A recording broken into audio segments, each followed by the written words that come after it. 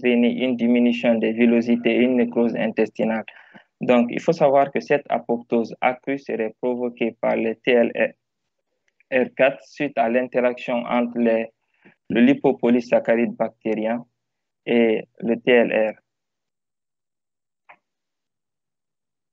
Dans les facteurs de risque de l'entérocolite ulcéro-nécrosante, nous avons la prématurité, la colonisation bactérienne qui est anormale, l'alimentation entérale ou artificielle, l'hypoxie, les pathologies maternelles et la consommation soit de certains médicaments et des drogues chez la mère en anténatal, les pathologies congénitales de l'enfant, c'est-à-dire des maladies chroniques qui peuvent aussi compliquer ce tableau, et le cathétérisme ombilical.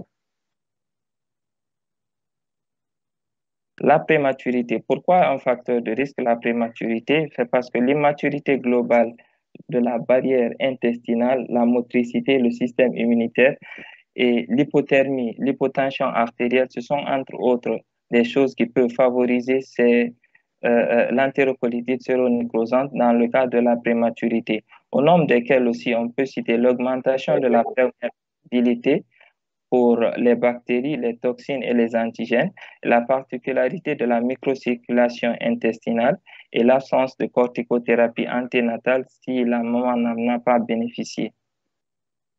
La colonisation bactérienne anormale, on veut parler de la composante infectieuse au cours de l'entérocolite ulcéro-nécrosante, la faible densité de la flore intestinale du prématuré, le rôle des souches n'ayant pas une capacité d'adhésion aux cellules intestinales. On veut parler des staphylocoques, des entérobactéries et des entérocoques et le rôle protecteur des probiotiques. L'alimentation entérale et artificielle. L'entérocolite ulcéro-nécrosante est exceptionnelle chez le prématuré qui est non alimenté. Donc, l'augmentation trop rapide du volume quotidien peut être un facteur favorisant. Le rôle des solutés hyperosmolaires, à savoir les formules lactées et certains médicaments. L'alimentation avec des préparations à base de lait de vache. Le rôle protecteur de l'allaitement maternel.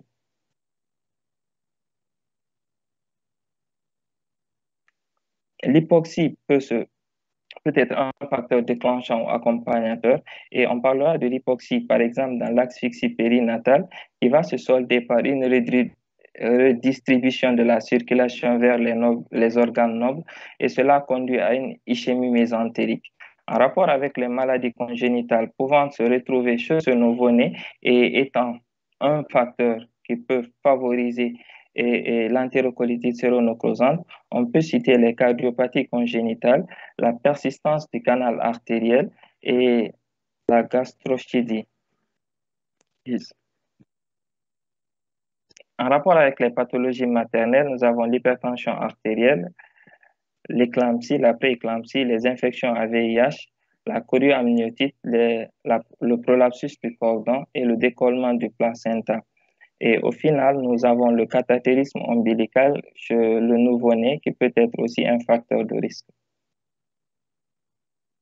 Dans le diagnostic au point 2, le diagnostic positif, nous avons les signes généraux, les signes physiques et les signes paracliniques. Dans les signes généraux, nous avons chez ce nouveau-né des signes d'irritabilité et sur la base d'une étude qui a été réalisée sur 117 enfants, nous avons trouvé une variation de la température chez 14,7% chez les enfants, une apnée chez 49,6% des enfants, une hypotension artérielle chez 82,9% des enfants, une bradycardie chez 54,3% des enfants. On peut toujours, au compte des signes généraux, trouver une hypotonie, des épisodes de décompensation en oxygène.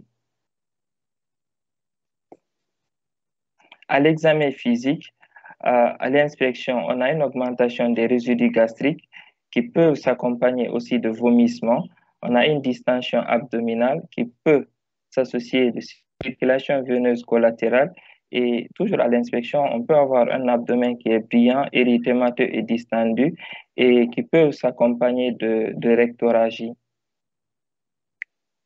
À la palpation, on a une sensibilité abdominale qui est importante et l'abdomen est tendu et ferme et on peut avoir des masses dans le cadran colique droit. À la percussion, elle est nulle, on n'a pas de sons intestinaux.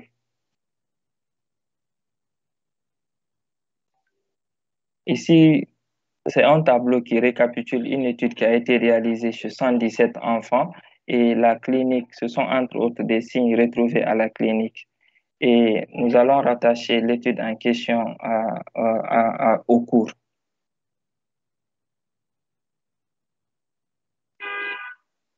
Diapo. Ici, en image euh, d'un nouveau-né, plutôt des nouveau-nés qui souffrent d'une entérocolite séronécrosante. Et par exemple, sur la deuxième image, on voit des circulations veineuses collatérales et la distension abdominale, elle est de mise. Diapo.